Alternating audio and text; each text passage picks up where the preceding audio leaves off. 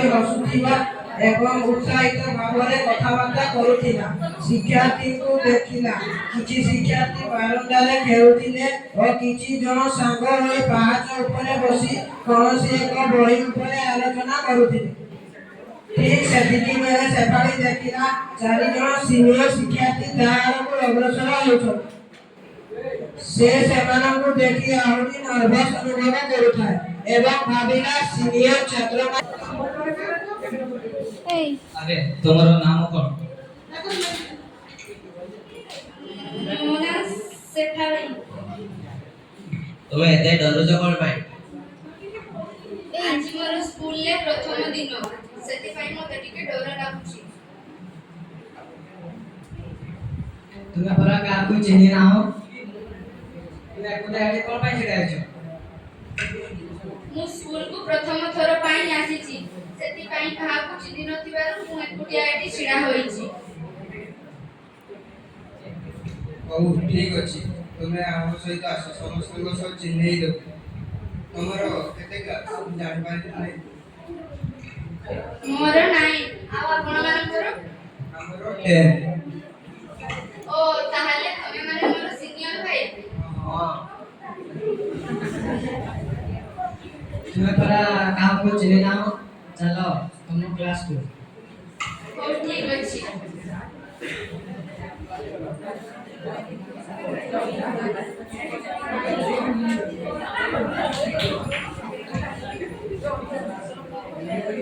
ସବୁ ଟିକେ ଶୁଣ। ଭାଇ ଆମକୁ କାହିଁକି ଡାକିଛ? ଏଇ ତମ କ୍ଲାସରେ ଜଣେ ନୂଆ ଛାତ୍ରୀ ଆସିଥିବାରୁ ସେ ସମସ୍ତଙ୍କ ସହ କଥା ହେବାକୁ ନର୍ଭସ କରୁଅଛି। ଠିକ୍ ଅଛି, ତା ସହ ସାଙ୍ଗ ହବ। ମୋ ନାଁ ସେଠାଳି। ଆମ ଘରଟି ବହୁତ ଦୂର। ମୁଁ ମୋ ମାମୁଁଙ୍କ ଘରେ ରହି ପାଠ ପଢୁଛି।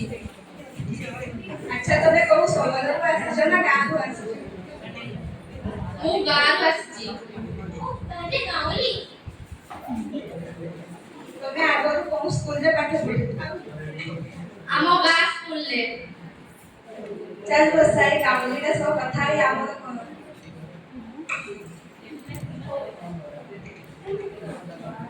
ଆରେ ସେ ଗାଉଁଲି ହେଲା ତ କ'ଣ? ଗାଉଁଲି ହେଲା ବୋଲି ତା ସହ ଏମିତି ବ୍ୟବହାର କରିବା ନୁହେଁ। ଗାଉଁଲି ବୋଲି ତ ତା ସହିତ ଏମିତି ବ୍ୟବହାର କରିବା ନୁହେଁ। ଏମାନଙ୍କ କଥା ଶୁଣି ଆମର କିଛି ଲାଭ ନାହିଁ। ଚାଲ ଆମେ ଏଠାରୁ ଯିବା। ହଁ ହଁ, ଚାଲ ଆମେ ଆରେ ଛୁଟି ହେଲାଣି, ଚାଲ ଘରକୁ ଯିବା।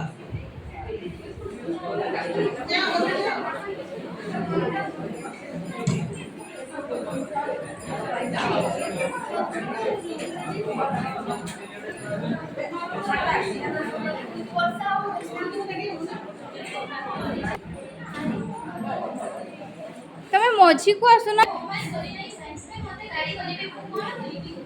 ତୁ ତୋର ହୋମୱାର୍କ କରିବୁ, ସେ କଥା ତୁ ବୁଝିବୁ, ମତେ କ'ଣ ପାଇଁ କହୁଛୁ?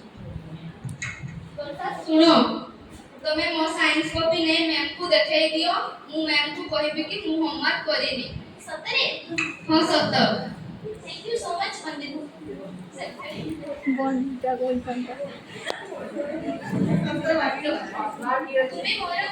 ତୁମେ ଗାଉଁଲି ଗଲେ ମୁଁ ତୁମର ମଜାକ ଉଡ଼େଇଥିଲି। ଏ ପାଖ କର। ତୁମେ ଗାଉଁଲି ଗଲେ ମୁଁ ତୁମର ମଜାକ ଉଡ଼େଇଥିଲି। ତୁମେ ମୋର ଅସୁବିଧା ସମୟରେ ସାହାଯ୍ୟ କଲ। ଆରେ ଥ୍ୟାଙ୍କ ୟୁ କୁହନି, ତମେ ପରା ମୋ ସାଙ୍ଗ। ତମକୁ ଅସୁବିଧା ସମୟରେ ମୁଁ ସାହାଯ୍ୟ କରିପାରିବି ତ ଆଉ କରିବ କିଏ? ଏହି ଗଳ୍ପଟିରୁ ଏହା ଶିକ୍ଷା ମିଳିଲା କି କାହାକୁ କେବେ ଛୋଟ ଭାବିବା ଉଚିତ ନୁହେଁ। ଅସୁବିଧା ସମୟରେ ସିଏ ହିଁ ସାହାଯ୍ୟ କରିଥାଏ।